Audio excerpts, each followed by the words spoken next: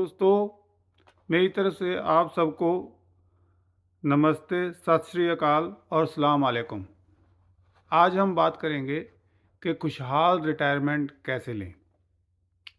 जब हम रिटायरमेंट की बात करते हैं, तो एक बार आपके मन में क्या आता है? तो हम कह सकते हैं कि सैर-सपाटा, आराम से उठना, दोस्तों, मित्रों, परिवार के साथ घूमना, बातें करना और ज़िंदगी का मज़ा लेना। कोई चिंता नहीं करनी, सिर्फ़ सेहत का ध्यान रखना। और रिटायरमेंट के लिए अगर हम देखें कि रिटायरमेंट है क्या? रिटायरमेंट की परिभाषा क्या है? किसको कहते हैं? तो रिटायरमेंट की आम लफ्ज़ों में यह कह सकते हैं कि वो समय जब आप पूरी तरह से काम करना बंद कर देते हैं और जो पैसा आपने अब तक जोड़ा होता है, उससे ही अपना गुज़ारा करते हैं। तो उस लाइफ़ को रिटायरमेंट लाइफ़ कहते हैं। ये लाइफ़ 60 जहाँ 65 सालों के आसपास शुरू होती है। अगर आप 60 या 65 सालों में रिटायर होना चाहते हैं, तो आपको इसकी प्लानिंग 20 सा साल की उम्र में या 25 साल की उम्र में शुरू कर देनी चाहिए, क्योंकि समय का बहुत ज़्यादा महत्व है। पैसा जो है वो समय के साथ अपने आप बढ़ता जाता है और आपकी इनकम अगर बढ़ती है तो आप पैसा भी ज़्यादा सेव कर सकते हैं, लेकिन पैसा खुद भी अपने आप पैसे को बनाता है। और उस केस में जितना जल्दी आप शुरू करेंगे, आपको उतने ही कम पैसे सेव करने पड़ेंगे। जैसे कि मान लीजिए आपको लगता है कि 65 साल की उम्र में अगर आप रिटायर होते हैं और आपको रिटायरमेंट के समय पर 10 लाख रुपए की ज़रूरत पड़ेगी, जिससे आपका गुज़ारा अच्छा हो जाएगा। तो अगर आप 25 साल की उम्र में पैसे जमा करने शुरू कर देते हैं, तो 65 साल की उम्र में 60 लाख रुपया आपके पास हो, इसके लिए आपको हर महीने केवल 299 रुपये जमा कराने पड़ेंगे। तो समय के साथ उसमें जो ब्याज मिलेगा, ब्याज के ऊपर ब्याज मिलेगा, जिसको कि हम अंग्रेजी में कंपाउंडिंग ऑफ इंटरेस्ट कहते हैं, ब्याज के ऊपर ब्याज। तो कंपाउंडिंग ऑफ इंटरेस्ट से जहाँ शेयर मार्केट में लगाते हैं तो उसके प्रॉफिट से, जहाँ ज़मीन में लगाते हैं तो उसकी कीमत जो बढ़ती है, उसके कारण आपके पैसे जो है बहुत तेज़ी से बढ़ते हैं और जितनी जल्दी आप लगाएंगे उतना ही पैसा आपका ज़्यादा बढ़ेगा। अब उसी को अगर आप 25 साल की बजाय 35 साल की उम्र में लगाते हैं, तो आपकी रकम जो है 299 से बढ़ के 670 रुपये प्रति महीना हो जाएगी। और अगर यही आप 55 साल की उम्र में शुरू करते हैं कि हाँ भाई मैंने 65 की उम्र में रिटायर हो जाना है, तो आपको हर महीने औसत 6,000 रुपये जमा कराने पड़ेंगे। तो आप देख सकते हैं कि अगर आप छोटी उम्र से जमा कराना शुरू करें, तो आपको बहुत थोड़े पैसों में ये आपका जो है सेविंग बैंक में जमा कराने से आपका जो रिटायरमेंट है वो बहुत आसान हो जाएगा। और रिटायरमेंट का अगर इतिहास देखें, तो आज से पहले 100 साल पहले, 150 साल पहले कोई भी सरकार ऐसी नहीं थी जो कि आदमी को रिटायरमेंट की कोई मुश्त रकम हो, जहाँ कोई निर्धारित एज हो कि इस उम्र में रिटायर करेगी। लेकिन आज काफ़ी देश हैं जिनमें सरकारें अपने लोगों को 65 की उम्र में या 70 की उम्र में रिटायर कर देती हैं और फिर उनको सरकार पेंशन देती है। लेकिन हमारे देशों में, भारत में, पाकिस्तान में अभी भी यूनिवर्सल पेंशन स्कीम नहीं है। मतलब हर किसी को रिटायरमेंट 65 साल में या 70 साल में नहीं होती। लोग अब भी जो अपना पैसा खुद नहीं जोड़ते, कई बार जब तक वो मरते नहीं तब तक काम करते रहना पड़ता है, क्योंकि उनकी ज़रूरतें होती हैं और उसके हिसाब से उन्होंने पैसा सेव नहीं किया होता है। अब अगर हम लोगों से पूछें, अगर हम बाज़ार में निकलें और लोगों से पूछें कि भाई आप रिटायरमेंट लेना चाहते हैं, 65 साल की उम्र में रिटायरमेंट होना चाहेंगे, तो सब बोलेंगे कि हाँ, हम रिटायरमेंट होना चाहेंगे। लेकिन अगर आप उनसे पूछें कि आप सेविंग करते हैं, तो बोलेंगे कि हमारा तो खर्चा ही पूरा नहीं होता, हम सेविंग कहाँ से करें। तो सर्वे अगर 100 बंदों का हो, तो 70 से 80% लोग ये कहेंगे कि हमारा तो आज का खर्चा ही पूरा नहीं होता, तो हम रिटायरमेंट के लिए पैसे कहाँ से जमा करें। लेकिन जो लोग दृढ़ निश्चय वाले होते हैं, हिम्मत वाले होते हैं, जो थोड़ा पैसे को सेव करना जानते हैं, जो अपने खर्चे कम कर सकते हैं, जो अपना समय इधर उधर घूम के बर्बाद नहीं करते और उसकी जगह कोई दूसरी नौकरी करते हैं, जहाँ उसमें कोई और किसी दूसरी नौकरी करते हैं, जहाँ कोई किसी के बिजनेस में हाथ बटाते हैं, तो वो अपनी एक और इनकम जनरेट कर लेते हैं और उससे उनको रिटायरमेंट के लिए पैसे जोड़ने में आसानी हो जाती है। अब सवाल ये पैसा पैदा होता है कि हम रिटायरमेंट के लिए पैसे कैसे सेव करें। तो उसके लिए हम, अगर तो आप नौकरी करते हैं, तो सरकारों ने एम्प्लॉयड प्रोविडेंट फंड स्कीम खोल रखी है, जहाँ पेंशन स्कीमें खोल रखी हैं। आप हर महीने इन पेंशन स्कीमों में पैसे जमा करा सकते हैं। और इसके अलावा एक और स्कीम है, उसको कहते हैं public provident fund scheme. Public provident fund scheme में भी आप महीने के महीने भी पैसे जमा करा सकते हैं, जहाँ एक साल के एक मुश्त भी जमा करवा सकते हैं।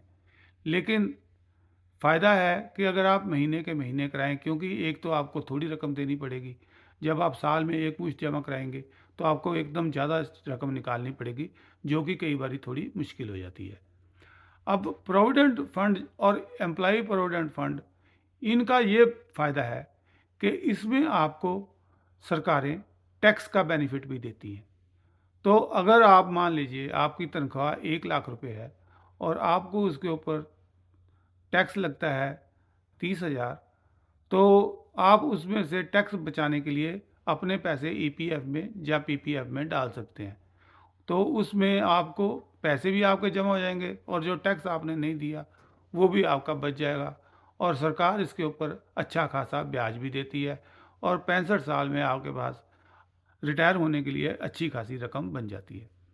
लेकिन अगर आप सरकारी नौकरी, जहाँ कोई और अच्छी नौकरी जिसमें ईपीएफ में पैसे कटते हैं नहीं है, तो भी आप, अगर आप बिजनेस करते हैं, जहाँ कोई अपना काम करते हैं, तो भी आप पीपीएफ खोल सकते हैं।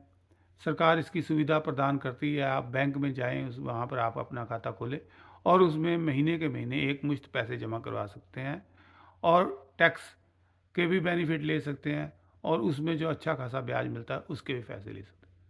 इसके अलावा आप शेयर मार्केट में, बैंकों में, ज़मीन जायदाद में और डिजिटल अकाउंट, आजकल डिजिटल मनी आई है जैसे बिटकॉइन है, इनमें लगा सकते हैं पैसा और अपने पैसे को बढ़ता हुआ देख सकते हैं और ये पैसा आपके रिटायरमेंट के टाइम पे आ जाएगा।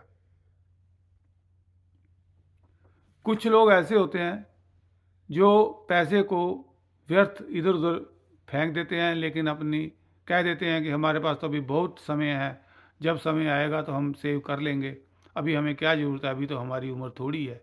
तो ऐसे लोगों के पास फिर बाद में ज़्यादा रकम जमा करवाएं तब रिटायरमेंट के पास पहुंचते हैं, जहाँ फिर उनको ज़्यादा देर तक, लंबे समय तक, 70 साल तक या 75 साल तक काम करना पड़ता है।